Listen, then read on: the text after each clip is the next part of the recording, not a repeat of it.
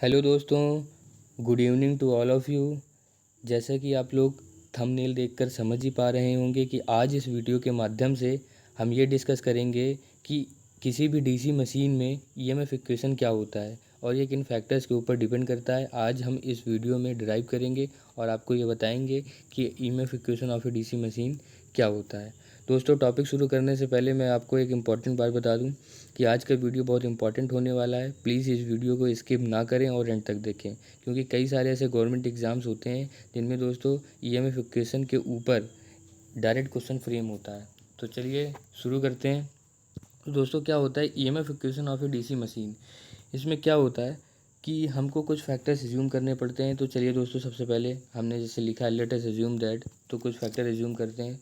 तो पहला फैक्टर हम यहाँ पे ले रहे हैं फ्लक्स पर पोल।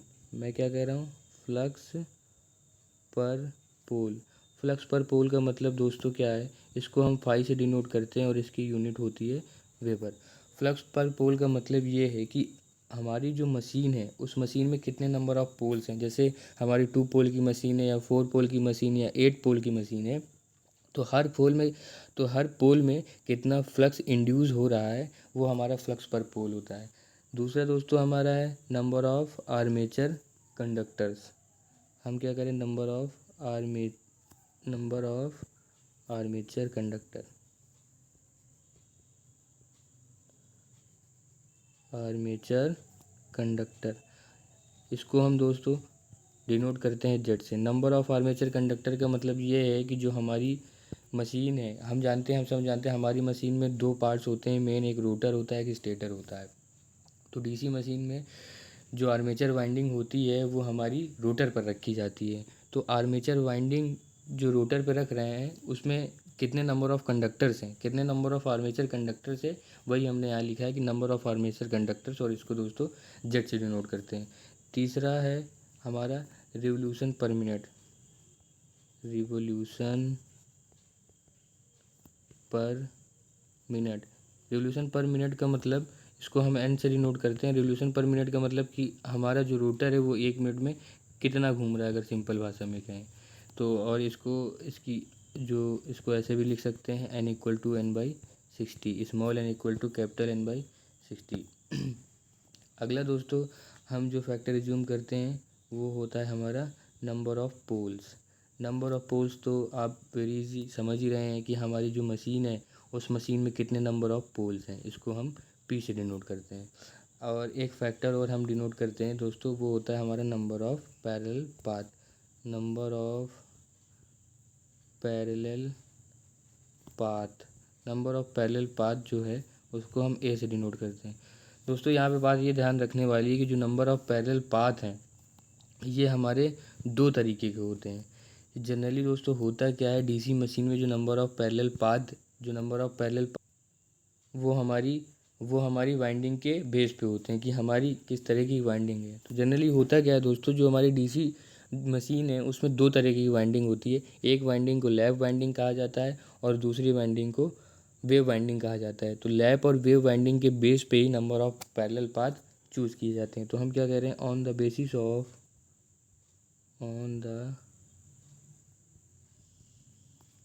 Basis of type of winding,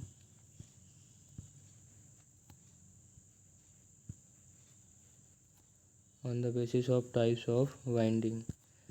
2 तरीके जैसे हमने बताया दोस्तों। पहला, अगर ए इक्वल टू पी है, ध्यान से सुनिए, अगर ए इक्वल टू पी है तो इसको हम कहते हैं लैप वाइंडिंग, और ए इक्वल टू 2 है तो इसको हम कहते हैं वेव वाइंडिंग। अब लैप वाइंडिंग और वेव वाइंडिंग क्या होती हैं। लैप वाइंडिंग का मतलब यहाँ पे ये है दोस्तों कि अगर number of armature conductors number of poles के इक्वल हैं तो इसको हम लैप वाइंडिंग कहेंगे, और नंबर ऑफ़ आर्मेचर कंडक्टर्स अगर 2 के इक्वल हैं तो इसको हम वेव वाइंडिंग कहेंगे। ये 2 तरीके की वाइंडिंग होती हैं और इन्हीं के बेस पे हम अपना नंबर ऑफ़ जो कंडक्टर है, जो नंबर ऑफ़ पैरेलल पाथ हैं उनको हम लेते हैं। चलिए दोस्तों आगे चलते हैं। अब हम दोस्तों कहते हैं कि हम क्या कह रहे हैं कि जो हमारा, अगर हम एक पैरेलल, पहले हम एक के लिए निकालते हैं फिर हम टोटल नंबर के लिए निकालेंगे। तो हमारा एक पैरेलल पाथ में अगर एक कंडक्टर प्रेजेंट है, तो एक पैरेलल पाथ में एक कंडक्टर प्रेजेंट है और वो कंडक्टर हमारा एक रिवोल्यूशन ले रहा है, तो एक रिवोल्यूशन लेने में कितना फ्लक्स लिंक हो रहा है वो हम देखते हैं। मैं क्या कह रहा हूँ दोस्तों, फिर से सुनिए कि एक पैरेलल पाथ है, एक पैरेलल पाथ में अगर हमारा एक कंडक्टर प्रेजेंट है और वो कंडक्टर 1 मिनट में कितना रिवोल्यूशन ले रहा है और उस रिवोल्यूशन लेने में कितना फ्लक्स जो है लिंक हो रहा है, तो वो हमारा क्या होगा। तो मैं क्या कह रहा हूँ, मैं यहाँ पे दोस्तों ये कह रहा हूँ कि flux linked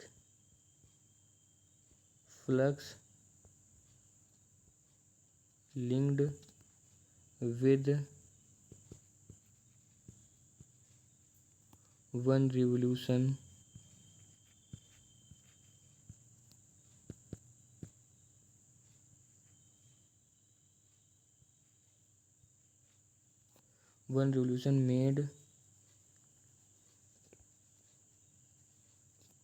made by one conductor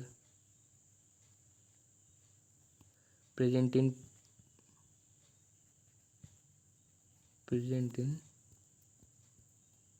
one parallel path। ठीक है दोस्तों, तो दोस्तों इसकी वैल्यू क्या हो जाएगी, इसकी वैल्यू हो जाएगी हमारी P5 number of poles and कितना फ्लक्स उन नंबर ऑफ पोल्स में लिंक हो रहा है। अब दोस्तों बात आई यहाँ तक, और उसके बाद आगे हम बढ़ेंगे। हम ये कह रहे हैं कि उस कंडक्टर को कितना टाइम लग रहा है रिवोल्यूशन, एक चक्कर लेने में या एक रिवोल्यूशन लगाने में। Time taken by one conductor for one revolution. तो ये हमारा क्या हो जाएगा दोस्तों, ये हमारा हो जाएगा 60/n। ठीक, अब आगे हम चलें। अब आगे बात करते हैं कि जो हमारा कंडक्टर है उसमें जब हमारे कंडक्टर ने एक रिवोल्यूशन ले लिया, तो एक रिवोल्यूशन में जो फ्लक्स है वो कितना इंड्यूस हो रहा है। तो हम क्या कह रहे हैं, EMF induced in one conductor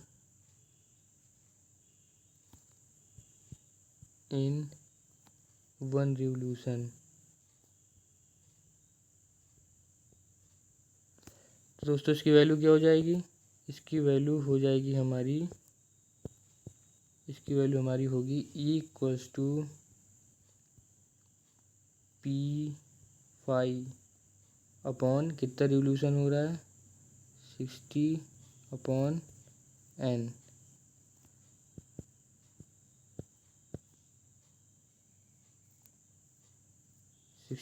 तो ये n तो दोस्तों ऊपर जा जाएगा, तो इसकी वैल्यू आ जाएगी P5n/60। दोस्तों बात रही, ये तो एक कंडक्टर जब हमारा रिवोल्यूशन कर रहा है। अब हम अगर बात करें कि हमारे जो टोटल नंबर ऑफ कंडक्टर्स है आर्मेचर वाइंडिंग में, उसमें कितना इंड्यूस फ्लक्स होगा, तो उसमें कितना EMF इंड्यूस होगा। तो हम क्या कह रहे हैं यहाँ पे, जो EMF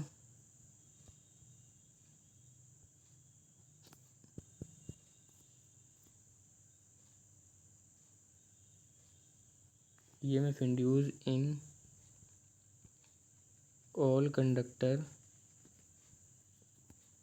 of one parallel path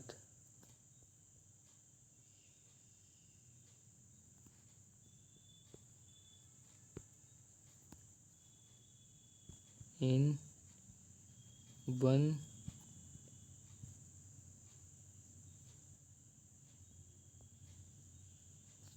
revolution of rotor। दोस्तों इसकी वैल्यू क्या होगी, इसकी वैल्यू यहाँ से निकल के आएगी E = P5n/60 × Z/A।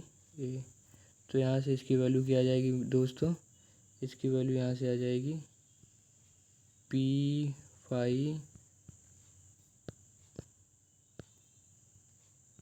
N Z upon 60 into A. बस दोस्तों यही हमारा EMF इक्वेशन होता है। तो हम क्या कह रहे हैं, हम कह रहे हैं कि EMF equation of a DC machine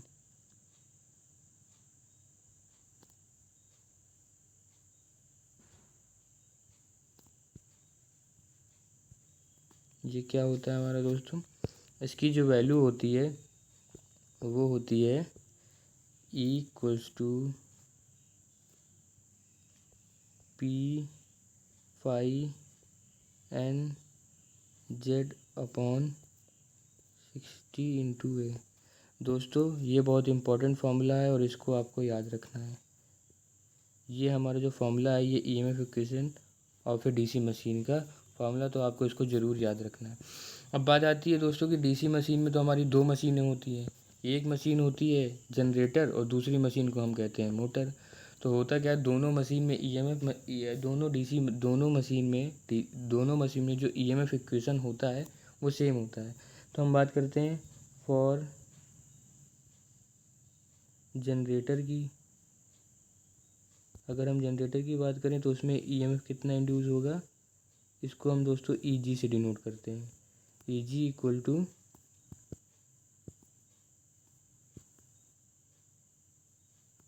ये आएगा हमारा P phi N Z upon 60 into A, और ये दोस्तों हमारा वोल्ट में होता है। ठीक, और हम बात करें मोटर की, अगर फॉर मोटर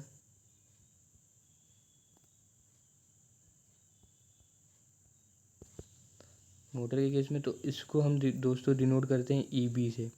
अब बात आती है यहाँ पे EB क्या है, तो EB जो हमारा होता है वो हमारा होता है बैक EMF और काउंटर EMF। इसके बारे में हम कभी और चर्चा करेंगे कि ये क्या होता है हमारा।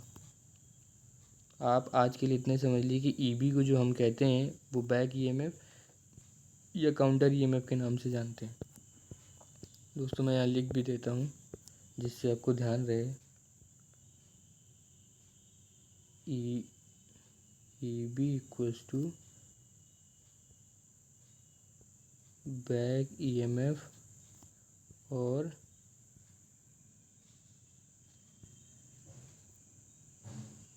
Counter EMF। तो दोस्तों बेसिकली ये हमारा फॉर्मूले होते हैं DC मशीन में EMF इक्वेशन के। तो आपको दो फार्मूले बहुत याद रखने हैं। एक तो मतलब बेसिकली आपको फार्मूला तो एक ही याद रखना है, जो कि ये P phi N Z upon 60 into ये EB के केस में होता है। EB मतलब हमारा मोटर के केस में हम इंड्यूस EMF को EB से डिनोट करते हैं, और जनरेटर के केस में जो हम हमारा इंड्यूस EMF होता है उसको EG से डिनोट करते हैं। और दोस्तों इसका फार्मूला होता है P phi N Z upon 60 into A. तो दोस्तों ये जो फार्मूला है इसको आपको रिमेंबर रखना है। ये it is the most important formula and this formula is also known as induced EMF in a DC machine. तो ये दोस्तों आप फार्मूला याद रखेंगे, और इसके बेसिस पे कई सारे जो एग्ज़ाम्स हैं अदर्स गवर्नमेंट में भी कई सारे एग्ज़ाम होते हैं, जैसे UP PCL, UP आर्मिनल, उनमें इस फार्मूले के बेस पे डायरेक्ट क्वेश्चन आता है। दोस्तों ये मोस्ट इम्पॉर्टेंट फार्मूला है, और अगले सेशन में हम इसके ऊपर क्वेश्चन प्रैक्टिस भी करेंगे। तो आज तक के लिए इतना ही दोस्तों, थैंक यू।